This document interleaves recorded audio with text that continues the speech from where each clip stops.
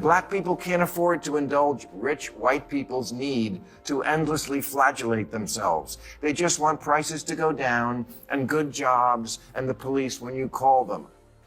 Well, if he's right, then why didn't people vote for the former prosecutor who actually had policy plans to help the working class? Stop saying that Whoopi Goldberg getting yanked from The View right after she attacked me on The View is karma. There's no such thing as karma, sorry. Sorry, but life is random. The only word to describe it when a big game hunter gets trampled by an elephant and then eaten by lions is hilarious. Bill Maher's latest target Whoopi and his analysis of woke arguments seem to beat his full-time jobs. Naturally, let's be honest, Goldberg herself gave her a run for her money in 2022 with her growing list of offensive statements rather than just condemning her. The question now is what Goldberg said to cause Maher's uncontrollable rage and why the woke crowd was so shocked by his clapback. Don't worry, we've covered every delicious detail in this article. Take a seat, everyone. In fact, there are no seatbelts at all, so it's more like a roller coaster. Maher viciously destroyed her piece by piece, leaving Whoopi running for cover like a cartoon character avoiding anvil. Got to get past this endless, unforgiving, zero-tolerance mindset bent on punishing and disappearing anyone caught saying the wrong thing. The right response to speech you don't like is more speech. It appears that the View staff isn't taking the L quietly this time. Whoopi Goldberg is stepping up, apparently on a revenge mission to deliver their pound of flesh. It looks like Sunny couldn't handle the heat Maher delivered, so she called in the cavalry, Whoopi Goldberg herself, and boy did she come in hot ready to rumble like a competitor in a reality show nobody asked for. He pricked the bear, and now she's dealing with the claws of stark truth, and it's not pretty. Black people can't afford to indulge rich white people's need to endlessly flagellate themselves. They just want prices to go down and good jobs and the police when you call them.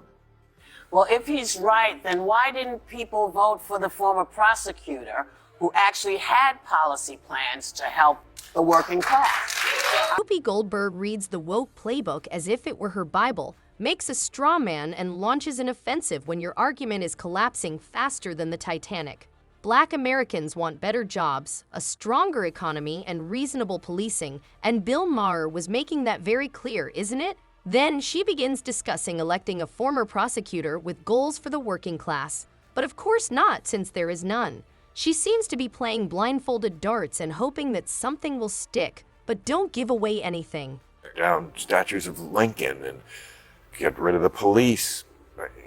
Just, no. It's not that I've gotten old, it's that your ideas are stupid. As is, let's be honest, fairly typical of the perspective, it has long been known for its controversial, and let's face it, dubious approaches to almost everything. But with their utterly ridiculous remarks, Sunny Hostin and Whoopi Goldberg have succeeded in taking the mayhem to new heights. Do you remember the time when Charlemagne the God braved the set as a visitor? You could almost see him wondering whether he had unintentionally entered another reality.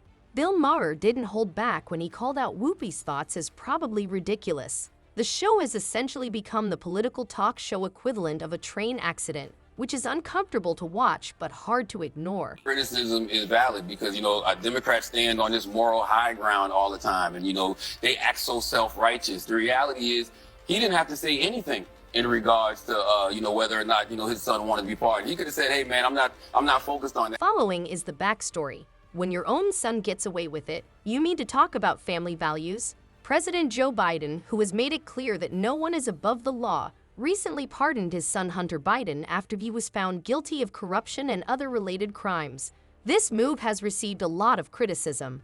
Even though Hunter's remorse was as obvious as a child with cookie crumbs on his cheeks, the family calendar somehow omitted accountability, which was exactly Charlemagne's point that the awakened mob should live by their own standards if they believe that everyone is subject to the law. If you were a Biden supporter, how can you reconcile the whole no one is above the law position? It's like saying that justice is blind. I'm gonna stop you for a second. Uh-oh. Only because you don't know that it was a lie. We don't know why he changed You his really think he just changed his mind over Thanksgiving weekend all No, of a sudden? I'm going to tell you what I think. Okay. Yeah. I think he changed his mind because he got sick of watching everybody else get off. This time, Whoopi Goldberg, the queen of discomfort, has delivered another gem that will make you roll your eyes. Whoopi said that President Biden's assertion that no one is above the law was accurate, citing numerous pieces of evidence, such as audio recordings and probably even cave drawings, to support her claim. Founded on the principle that there are no kings in America. Each of us is equal before the law. No one. When Whoopi says a blatant lie, her mental gymnastics may now earn her an Olympic medal, but even then, she would probably trip over her own logic. It's like watching someone brazenly declare that the sky isn't blue while standing beneath a clear sky. Charlemagne's face conveyed shock at her remarks, but she went farther and suggested that Biden may have changed his mind because he was tired of seeing criminals get away with their crimes. Charlemagne became stunned and silent. So I'm just going to follow the straight and narrow always, because that's what's expected of Democrats. But that's their fault. They're the ones that You go out. don't- They're the ones that go out there and they stand on this moral high ground. Listen. They don't have. Because Charlemagne was on the show, Whoopi and her group were able to get away with their antics. However, after learning of their shenanigans, Bill Maher essentially said, "Hold my beer," and gave one of the best vocal reprimands we've heard in a long time. This is the problem with the awakened mob. They only condemn crime when the perpetrator is not a member of their small exclusive group. When the guilty party is one of their own, the rage swiftly turns into a tacit defense or a convenient case of selective amnesia. You love to speak truth to power, and we always should, but you have completely lost the ability to speak truth to bullshit. Hunter Biden was guilty this time, but he got away with it without even being slapped on the wrist because his father just so happens to be sitting in the Oval Office, and the crowd would be demanding their heads on a silver platter. Ma was right when he said that the woke crowd loves to present themselves as the best moral guides and truth tellers, but their hypocrisy was exposed for everyone to see. But when one's own predilection suddenly triumphs over justice, it's the height of hypocrisy, and Maher was right to call it out as a complete farce. The true question is how long Americans will put up with this hypocritical behavior. In addition to being current, it's about a system that prioritizes the powerful over everyone else. It's not just about Hunter. For those who were still clinging to the notion of justice, Maher's takedown acted as a warning. However, what's interesting is that M pointed out that the awakened movement is regularly supported by the mainstream media. Inappropriate to bury the Hunter Biden. You're talking about the press doing that? He's saying that's what they did, and that is what they did. They buried the Hunter Biden story before the election because they were like, we can't risk having the election thrown to Trump. We'll tell them after the election. And we know for a fact that that's what they did? Of course, you No, don't but follow I mean, this. saying You gotta- know for a fact that that's what they did. I don't know what they did. I know, because you only watch MSNBC. No, that's While Russian disinformation on The View, Whoopi Goldberg enthusiastically joined the chorus mocking the veracity of the accusations, the media went to great lengths to minimize the Hunter Biden affair despite mounting evidence. Major outlets censored dissenting voices and rejected the narrative. However, Ma would not have it that he made the glaring contrast visible to everyone, dismantling her defenses and criticizing her for playing defense rather than seeking the truth. Any matters of politics or what's right or wrong, the one thing I know for sure about America is this. It's run by mean girls. Mean girls in the press and in politics and in life. And when they smell blood in the water, the lust to finish off a vulnerable person will never be. Goldberg and the other women in The View aren't just awake. Maher was correct. They resemble a school of sharks that are circling and ready to eat anyone who doesn't agree with them. Their debating approach is condescending and snaring work to suppress criticism and impose their vision with a sweep of her hand, not discussion or the facts. Maher didn't hesitate to confront them, exposing their tactics for what they are bullying under the guise of advocacy. He continuously exposes their hypocrisy, which is why he has become a thorn in their side. Whoopi in particular has perfected the art of dismissing opposing views as though they are beneath her.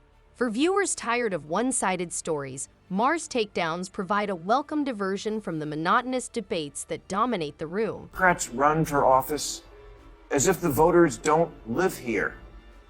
As if they don't go to the grocery store and Starbucks and the office. But they do. But a poll last year asked if America is the greatest country in the world. More blacks and Hispanic Americans agreed with that than the white progressives. It asked if racism is built into our society. White progressives agreed with that at higher levels than black and Hispanic people.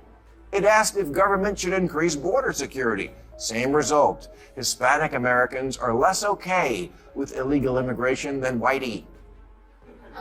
And black people can't afford to indulge rich white people's need to endlessly flagellate themselves. They just want prices to go down and good jobs and the police when you call them. Black people, they're just like us. This week, May argues that the woke mob should acknowledge that democracy means that sometimes the other team wins. It's not a bug, it's the system functioning as intended, rather than blaming Russia, racism, or whatever other scapegoat is hot on Twitter. They will have a greater chance in 2028 or even 2032 if they quit playing the victim and begin acting as strategists sooner rather than later. According to M, the awakened crowd should stop celebrating Trump's win and face the fact that he didn't conjure it out of thin air, steal it, or cheat for it. There's a coalition of Trump voters, people who really like him.